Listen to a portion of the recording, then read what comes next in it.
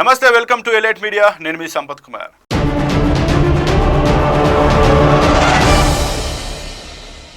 హైదరాబాద్లో రోజు రోజుకి పెరుగుతున్న ట్రాఫిక్ను తగ్గించేందుకు ఆర్టీసీ అడుగులు వేస్తోంది. అంతర్రాష్ట్ర బస్సుల రాకపోకల కోసం కొత్త బస్ టెర్మినల్ను ప్రతిపాదించింది.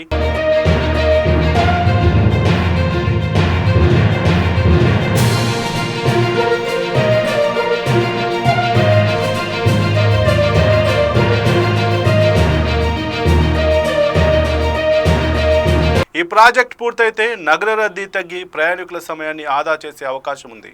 హైదరాబాద్కు మహబూబ్ నగర్, గద్వాల, వనపర్తి, నారాయణపేట, నాగర్ కర్నూలు వంటి దక్షిణ తెలంగాణ జిల్లాలతో పాటు ఆంధ్రప్రదేశ్, కర్ణాటక రాష్ట్రాల నుంచి భారీగా బస్సులు వస్తున్నాయి.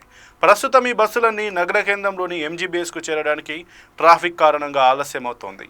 ఈ సమస్యను దృష్టిలో పెట్టుకుని కొత్త ఇంటర్స్టేట్ బస్ టెర్మినల్ను ఏర్పాటు చేయాలని ఆర్టీసీ అధికారులు నిర్ణయించారు. జాతీయ రహదారి 44 పక్కన ఉన్న ఆరంగార్ ప్రాంతాన్ని ఈ టెర్మినల్ కోసం ఎంపిక చేశారు. ఇక్కడ ఇప్పటికే Indian council of social welfare భవనాలు ఉన్నాయి. వాటికి పరిహారంగా 6 కోట్ల రూపాయలు చెల్లించేందుకు ఆర్టీసీ అంగీకరించింది. ఈ భూమిని అధికారికంగా బస్ టెర్మినల్ కోసం కేటాయించాలని 2025 జనవరిలో రవాణా శాఖ మంత్రి పొన్నం ప్రభాకర్ రెవెన్యూ శాఖకు లేఖ రాశారు. అయినా ఇప్పటి వరకు ఈ ప్రతిపాదన రంగారెడ్డి కలెక్టరేట్ వద్ద పెండింగ్లోనే ఉంది. హైదరాబాద్లో ప్రస్తుతం 2 ప్రధాన బస్ టెర్మినల్స్ ఉన్నాయి.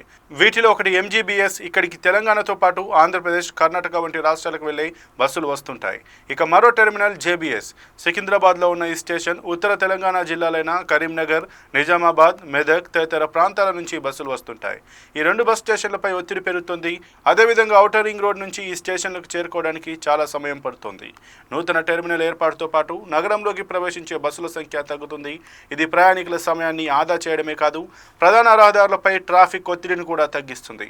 రాత్రిపూట నగరంలోకి వచ్చే బస్సులు నేరుగా ఆరంగార్ టెర్మినల్ వద్ద ఆగిపోతాయి. నగర ప్రజలకు ట్రాఫిక్ నుంచి ఉపశమనం లభిస్తుంది.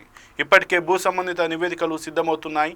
రంగారెడ్డి కలెక్టరేట్ నుంచి గ్రీన్ సిగ్నల్ లభించగానే బస్ టెర్మినల్ నిర్మాణం ప్రారంభమవుతుంది. ఇది పూర్తయితే హైదరాబాద్ నగరానికి మరో కీలక బస్సు కేంద్రం లభించనుంది. నగర చుట్టుపక్కల ఉన్న జిల్లాల ప్రయాణికులకు ఇది ఎంతో ఉపయుక్తంగా మారే అవకాశం ఉంది. కాగా గతంలో నగరానికి 4 వైపులా ఇలాంటి టెర్మినల్స్ నిర్మించే ప్రతిపాదనలు వచ్చాయి. దీంతో జిల్లాల నుంచి హైదరాబాద్ వచ్చే ఆర్టీసీ బస్సులన్నీ ఆయా మార్గాల్లో ఉన్న టెర్మినల్స్కు మాత్రమే పరిమితమవుతాయి. అక్కడి నుంచి ప్రయాణికులు సిటీ బస్సుల్లో నగరంలోకి వెళ్లాల్సి ఉంటుంది. మరి ఈ టెర్మినల్స్ ఆరంగర్తోనే ఆగిపోకుండా నగర నలుమూలలా విస్తరిస్తుందో చూడాలి.